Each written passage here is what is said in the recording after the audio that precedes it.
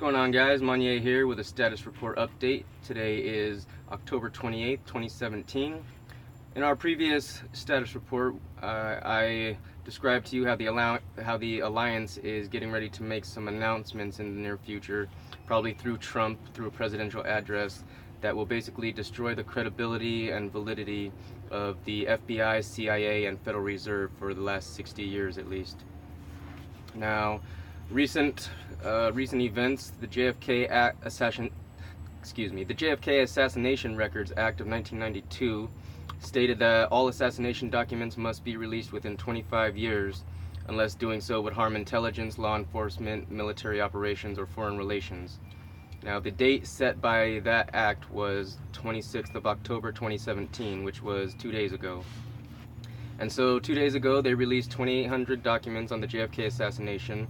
I haven't gone through them. I'm not exactly sure what specific details or new intel was released in them. I'm sure we've got citizen sleuths and journalists already on that, getting those all printed up into articles and seeing what's there. There's still 300 that are under review, as the FBI and CIA mainly, and other agencies to still decide what they want redacted or withheld. And so they have 180 days or 6 months for this review process. Now, in light of that, we should review why JFK was assassinated. According to the research I've done, he was looking into UFO files and asking for UFO files. Being aware of the UFO phenomenon that was going on, he seemed to have been working with Russia, with the Soviet Union back then during the Cold War, to create a joint secret space program, or a joint space program of some sort, in order to defend the planet from off-world threats. And the main thing that probably led to his assassination was Executive Order 11110, which basically bypassed the Federal Reserve and printed gold or silver-backed currency directly from the U.S. Treasury, which effectively would have ended the financial slave system. That executive order was, of course, reversed 2 weeks after his assassination. On 9th of October 2017, Julian Assange reminded us that almost all terror plots are created by the FBI as a part of its business model. The FBI, what they'll do is they'll befriend a suspect. Usually these suspects are mentally ill or financially and emotionally unstable. They will groom them to the plot. They will provide them with the money, weapons, materials they need for the attack, and then they will save the day by foiling the plot that they themselves created.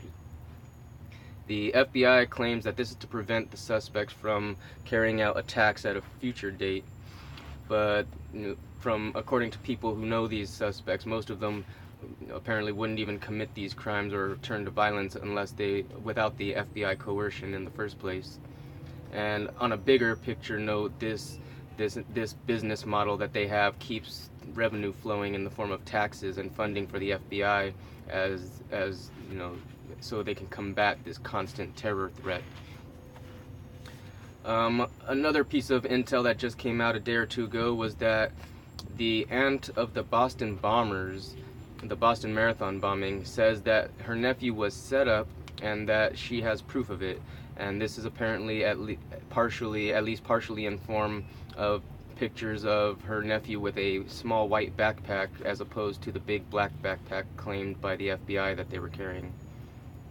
And so it seems that the FBI and CIA and Federal Reserve are facing a lot of trouble in the very near future, and this JFK assassination document release could be a prelude and foreshadowing to the bigger announcements and disclosures that are set to come in the near future. So I'll see you in the next video, guys. Peace and love.